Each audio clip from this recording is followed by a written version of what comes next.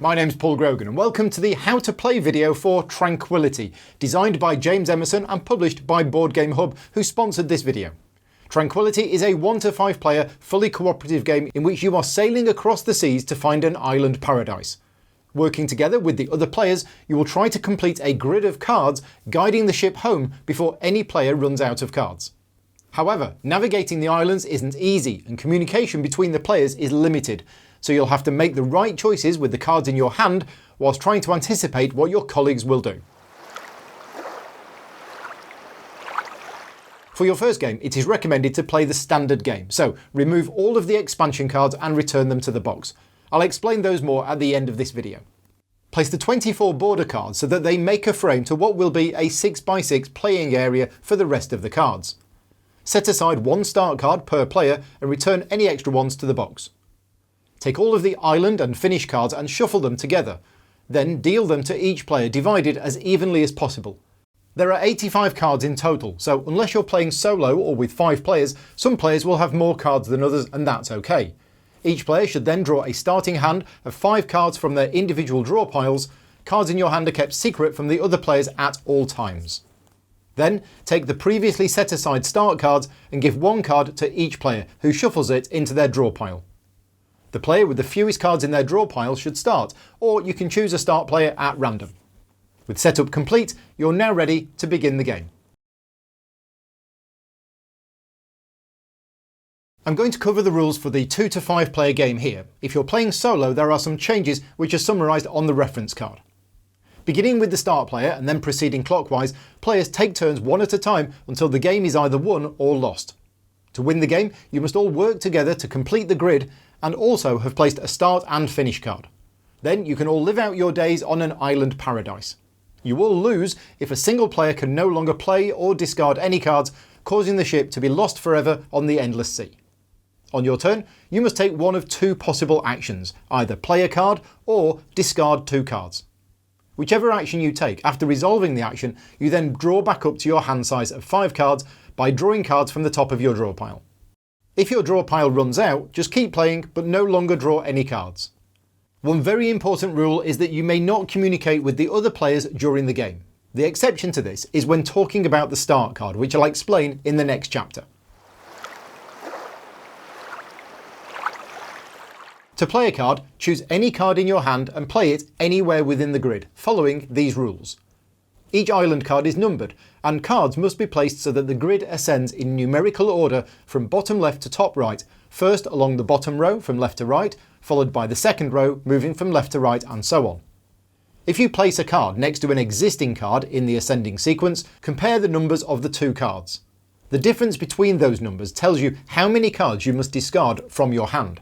And remember, the ascending sequence goes from the end of one row to the start of the next row. So if you play card number 37 here, this is on the next space in the sequence to card number 34 here, so you must discard 3 cards. Cards that you discard are placed face down on your own discard pile. It's recommended that you keep your discard pile messy so that you can tell it apart from your draw pile. You may not place a card if it would require you to discard more cards than you have in your hand. If you play a card between 2 cards in the sequence, you must discard cards equal to the difference between the card you played and one of the cards to either side, whichever means that you discard the fewest cards. If on your turn you have a start card in your hand and one has yet to be played in the game, you must play that card as your action this turn. You cannot play a different card and you cannot choose the other action of discarding cards. Place the start card in the bottom left corner of the frame, not within the grid. When a start card is played, you must collectively discard a total of 8 cards. You are allowed to discuss how many cards each of you is willing to discard, but no details about what is in your hand or where you might play cards in future. And this is the only time in the game when you are allowed to communicate with the other players. After the start card has been played and the 8 cards have been discarded, all players draw back up to their hand of 5 cards. Once a start card has been played, the remaining start cards have no purpose and can be discarded using the normal rules. Note that there is a slight exception here in a 2-player game. When a start card is played in a 2-player game, each player draws 2 cards from their draw piles before discarding the required 8 cards. You may only play a finish card once the rest of the grid is complete and a start card has already been played. Once the finish card is played, all players win the game.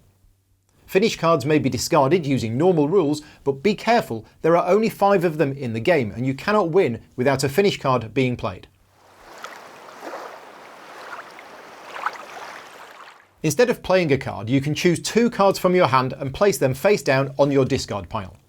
You would do this if either because you cannot legally play a card, or just because you don't want to. Cards in a discard pile may not be looked at by any player. As mentioned earlier, all players win if a finish card is played, which can only happen when the grid is complete. If, however, at any point a player cannot take a legal action on their turn, all players lose. And this occurs when a player does not have 2 cards to discard and they cannot make a legal play. Once you've played the game a few times and want to try something different, a number of mini expansions are included in the game. Each of these also makes the game harder, so try them out if you're managing to win at the base game regularly. You can use 1 or more expansion at a time, so if you're up for a real challenge, use all of them together. The first expansion to try should be Jagged Rocks. You begin the game with the Jagged Rocks card placed at random on one of the 6 border cards on the left side of the grid. No cards can be played into the row with the Jagged Rocks card. After taking your action, but before drawing up, you must either move the Jagged Rocks card to a different row that has at least 1 empty space in it, or instead leave the Jagged Rocks card where it is and discard 2 cards. The Jagged Rocks card is removed from the game once 4 rows have been completed. The next expansion to try out should be Sea Monsters. Depending on the level of difficulty you want to play at, shuffle 3, 4 or 5 Sea Monster cards into the Island and Finish cards before dealing them out at the start of the game. If you have a Sea Monster card in your hand, you may use your action to play it into the grid by placing it on top of any previously played island card.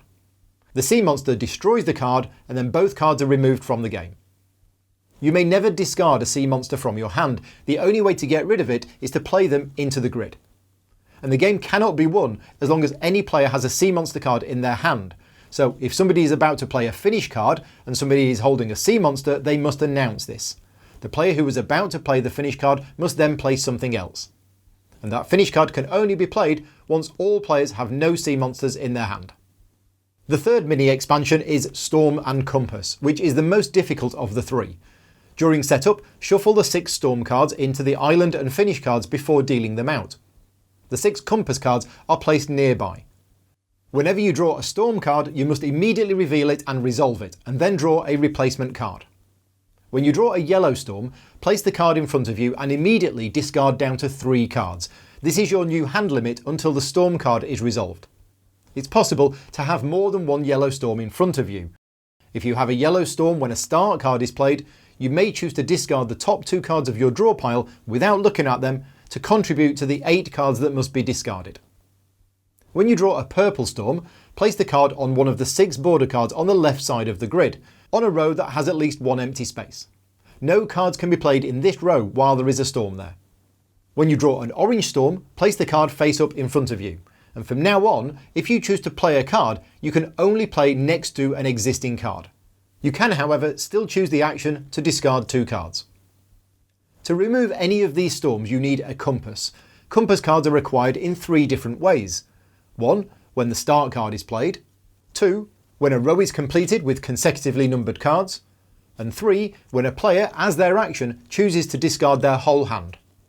Once gained, a Compass is placed in front of any player. It's not a card in their hand and it cannot be discarded in the normal way. What it can be used for, though, is to remove a Storm card in play. It doesn't matter who has the Compass, and players can freely discuss which Storms to remove amongst themselves. A Compass can be used at any point, including immediately after a Storm card has been revealed, but not yet been resolved.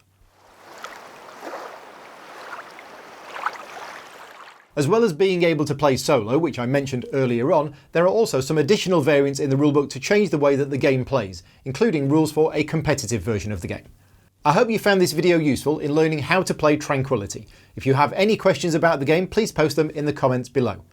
For more of my videos, please subscribe to the channel, and please remember to like, share and comment on the video, and share it with your friends who may be interested in the game.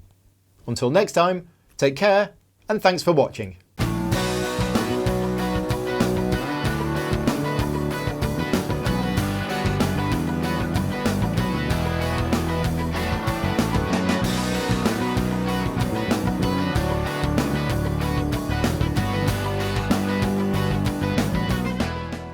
Rules is proudly sponsored by Game Toppers, upgrading your gaming experience. Visit GameToppersLLC.com.